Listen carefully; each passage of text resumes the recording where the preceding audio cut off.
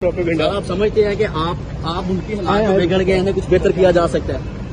वो सामने block. Thank you sir. काफी की जानिब से आखिरकार ऐसा कौन सा सवाल किया गया कि चीफ जस्टिस उमर अताब बंदयाल को अपने लबों पर उंगली रख के खामोश करवाना पड़ा और चीफ जस्टिस उमर अताब बंदयाल ने उसका जवाब नहीं दिया। आज लाहौर के अंदर अकलियतों के कवानीन के हवाले से एक कॉन्फ्रेंस हुई, जिस कॉन्फ्रेंस में चीफ जस्टिस उमर अताब बंदयाल ने खिताब किया और खिताब से वापसी पर सहाफियों ने चीफ जस्टिस उमर अताब बंदयाल को घेर लिया और आप इस वीडियो के अंदर देख सकते हैं कि सहाफियों ने सवालात किए और चीफ जस्टिस को अपने लबों पर उंगली रख के खामोश करवाना पड़ा और चीफ जस्टिस उमर अताब बंदयाल ने उसके जवाब नहीं दिया। आखिरकार सहाफियों की जानिब से सुप्रीम कोर्ट ऑफ पाकिस्तान के चीफ जस्टिस को कौन सा ऐसा सवाल किया गया कि वो खामोश होकर गाड़ी के अंदर बैठ गए।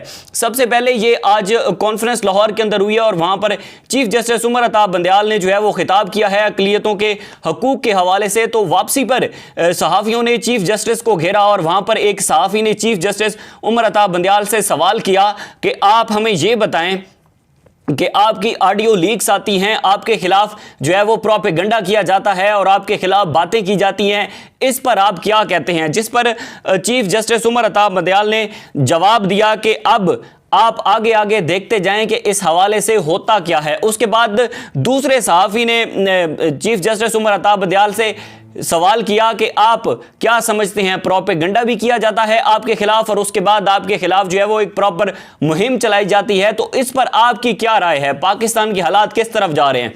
जिस पर जो है वो चीफ जस्टिस उमर अताब बंदयाल की जानिब से सहाफी को खामोश करवाया गया और सहाफी को इशारा किया गया कि बस अब चुप कर जाएं। इसके बाद चीफ जस्टिस उमर अताब बंदयाल ने किसी किस्म का कोई जवाब नहीं दिया। लेकिन दूसरी तरफ आज चीफ जस्टिस उमर अताब बंदयाल ने जो है वो दो टोक पैगाम दे दिया है और वाजे कर दिया है कि अगर इंतखाबात का फैसला किया है तो आइन और कानून के मुताबिक जो है वो तमाम फैसले किए जाएंगे। आइन कहता है असेंबली की तहलील के 90 दिन के अंदर जो है वो इलेक्शन होंगे। चीफ जस्टिस उमर अताब बंदयाल ने आज तारीखी खिताब किया है। आज इस हवाले से सुप्रीम कोर्ट ऑफ पाकिस्तान के अंदर एक समाअत भी होने जा रही है, लेकिन उससे पहले चीफ जस्टिस का कहना था कि ऐसा करना हमारे फर्ज में शामिल है, हमारे पास कोई दूसरा रास्ता नहीं है, ये अपनी ख्वाहिश का मामला नहीं बल्कि आइन की बात है। यहां पर आज जो चीफ जस्टिस ने खिताब किया है उस खिताब में उन्होंने वाजे कर दिया है कि 90 रोज के अंदर असम्बलियों कानून कहता है कि 90 रोज के अंदर इलेक्शन होने हैं, हमने फैसला दिया है, इस पर अमल दरामद होगा, किसी के मर्जी के फैसले नहीं होंगे। उसके बाद उन्होंने कहा कि आइन जो कहता है उससे बचने के बजाय हमें वही करना होगा जो आइन कहता है।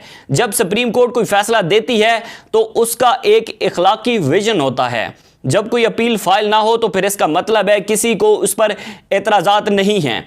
पुरुमीद हूं कि पाकिस्तान के तमाम इदारे आइन से वफादार हैं। जस्टिस उमर अताब बंदयाल ने कहा कि मुज़ाकरात से कोई लेना नहीं, हमारा फैसला मौजूद है, अभी इस पर अमर दरामद होना है, तारीख इस फैसले पर अपनी मोहर साबित करेगी। यानी कि उन्होंने कहा कि हमने तमाम पॉलिटिकल पार्टीज को कहा था कि आप मुज़ाकरात पर चले जाएं और आप अपने फैसले खुद कर लें। अगर हो सकता है कि मुज़ाकरात के थ्रू फैसले हो जाएं तो इसमें एक अच्छी बात है कि तमाम सियासी जमातें एक ही टेबल पर बैठें और वहां पर मुज़ाकरात हों, चाहे वो इलेक्शन के मुज़ाकरात हों, चाहे वो सीट एडजस्टमेंट का मामला हो, जो चीज़ें भी हो। चीफ जस्टिस उमर अताब बंदयाल की जानिब से ये बात वाज़ेह कर दी गई है कि अगर आप लोग मुज़ाकरात पर भी नहीं बैठते और मुज़ाकरात पर आपका फैसला नहीं होता तो फिर सुप्रीम कोर्ट का जो फैसला है उस पर अमल दरामद होकर रहेगा।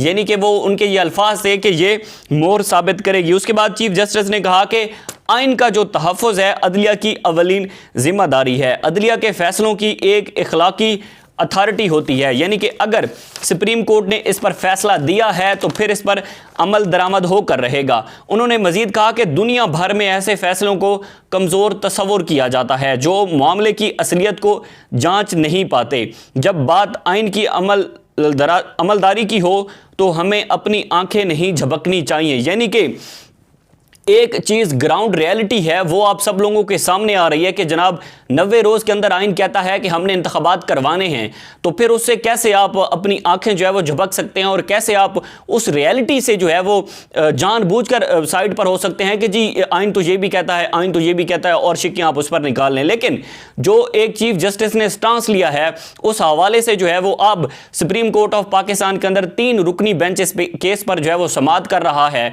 और दूसरी जानिब हम देख रहे हैं कि पीडीएम और नून लीग का जो मीडिया सेल है उसकी जानिब से चीफ जस्टिस के खिलाफ जो है वो बहुत सारी बातें चलाई जा रही हैं, प्रॉपर मुहिम चलाई जा रही है कि चीफ जस्टिस को ये वाला स्टांस नहीं लेना चाहिए था।